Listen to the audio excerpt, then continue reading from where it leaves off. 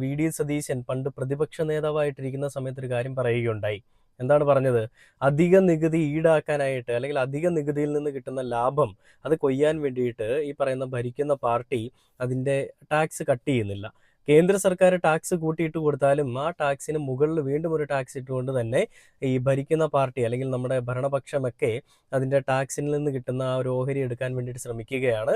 കേരളത്തിലെ ജനങ്ങളെ അല്ലെങ്കിൽ അവരെ ബുദ്ധിമുട്ടിപ്പിക്കാൻ വേണ്ടിയിട്ട് ശ്രമിക്കുകയാണ്. അതിൻ്റെ പേരും പറഞ്ഞുകൊണ്ട് എന്തൊക്കെ സമരങ്ങളായിരുന്നല്ലേ ഇവർ ചെയ്തത് പ്രതിപക്ഷത്തിരിക്കുന്ന സമയത്ത്. എന്നാൽ ഇന്ന് അതിനേക്കാൾ കൂടുതൽ ഇന്ധനവില വർധനവ് വന്ന സമയത്ത് ഇവർ സ്വീകരിക്കുന്ന നിലപാടെന്താണ്? നമ്മുടെ മുഖ്യമന്ത്രിയോട് ചോദിക്കുമ്പോൾ പറയുന്നത്, ആദ്യം ഒരു വില കൂടിക്കൂടി എവിടെയെങ്കിലും ചെന്ന് എത്തി നിൽക്കട്ടെ, എന്നിട്ട് നമുക്ക് തീരുമാനിക്കാം. അല്ലാതെ ഇപ്പോൾ ഓരോ ദിവസം കഴിയുന്നതോറും ഇങ്ങനെ കൂടുന്നിടത്ത് എനിക്കൊന്നും ചെയ്യാൻ പറ്റില്ല എന്നാണ്.